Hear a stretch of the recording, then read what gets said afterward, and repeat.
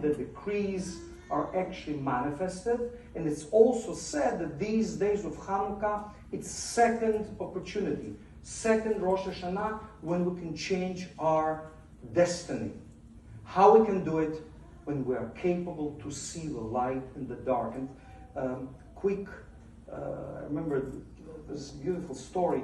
Was this great Kabbalist, Jose Lublin. Anybody was here in Lublin? Maybe with our trips, with the center, we travel for spiritual trips at least twice a year, or 3 times a year to Israel.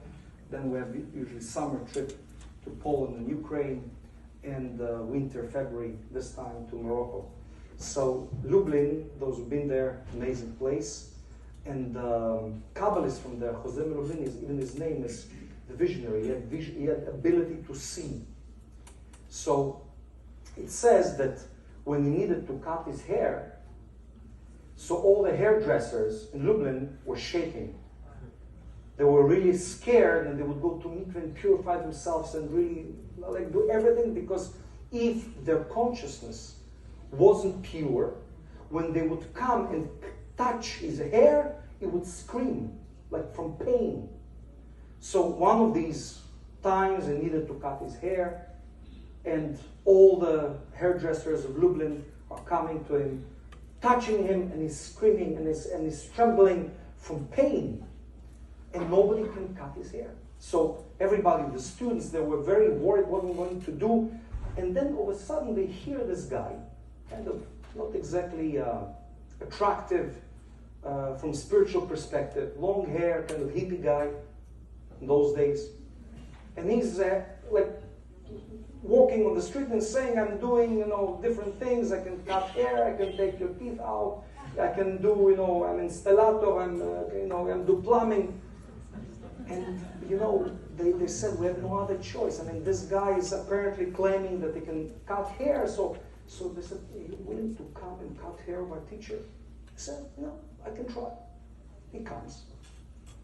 And he starts cutting the hair of Jose Lublin. And Jose Lublin is like with such a happiness, enjoying the whole process. And afterwards, the guy leaves.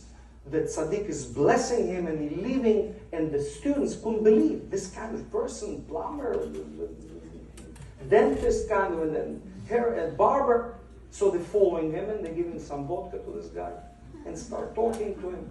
And they tell him something. What was your story? I mean, how you managed to do something that for everybody is so challenging? And he said, well, I don't know. I really have nothing special to say, except that, a few years ago, I almost died. What happened to you? He said, I was traveling as I do, offering plumbing, offering dentistry, hairdressing, and other stuff that I do. And then I see this guy, this older person, that they were about to execute him with 100 beatings. In those days, for something that we stole something. And I told myself, I'm a young guy, I'm a strong guy, and I don't think that I will be able to bear something like this 100 whip beatings, and this guy for sure going to die. So I went to the officer of the police there, and I told him, something, it's not actually this guy, I stole. I will take the beatings. And after 50 maybe whip beatings, I was feeling that I'm about to leave this world. And then I told myself, and I told the Creator, I would like to see. I would like to see this life. I would like to see much, much more than that. And I was saved. I managed to go through it. And since then, I do things with a lot of love, and I see beautiful things in my life. And they went and they told this to the teacher, and they said, this is exactly what I saw. This is exactly what I felt. That you cannot really judge by the appearance.